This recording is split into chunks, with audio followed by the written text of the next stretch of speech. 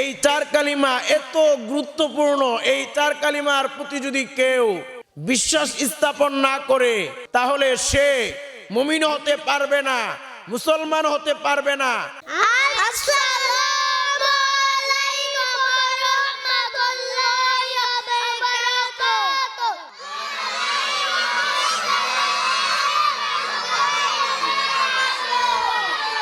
কালিমায়ে তাইয়্যিবা লা ইলাহা ইল্লাল্লাহু মুহাম্মাদুর রাসূলুল্লাহ। কালিমায়ে তাইয়্যিবার অর্থ আল্লাহু তাআলা ব্যতীত ইবাদতের উপযুক্ত আর কোনো মাবুদ নাই। হযরত মুহাম্মদ মুস্তাফা সাল্লাল্লাহু আলাইহি ওয়াসাল্লাম আল্লাহ তাআলার রাসূল। কালিমায়ে শাহাদাত আশহাদু আল্লা ইলাহা ইল্লাল্লাহু ওয়া আশহাদু আন্না মুহাম্মাদান আবদুহু ওয়া রাসূলুহু। কালিমায়ে শাহাদাতের অর্থ আমি সাক্ষ্য দিতেছি যে আল্লাহ তাআলা ব্যতীত ইবাদতের উপযুক্ত আর কোনো মাবুদ নেই।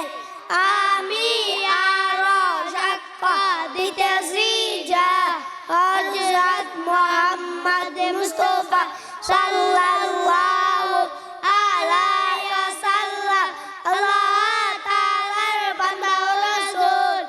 ঈমানে মুজমাল আমানতু বিল্লাহি কামা হুয়া বিআসমাইহি ওয়া সিফাতিহি ওয়া কাবিলতু জামিআ আহকামিহি ওয়া আরকানিহি।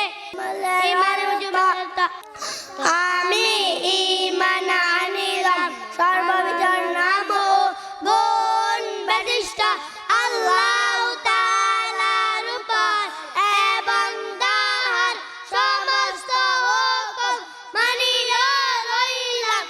ঈমানে মুফাসসাল আমানতু বিল্লাহি ওয়া মালাইকাতিহি ওয়া কুতুবিহি ওয়া রুসুলিহি ওয়াল ইয়াউমিল আখির আল কদরি খাইরিহি ওয়া শাররিহি মিনাল্লাহি তাআলা আল বাসি বাদাল মাউত।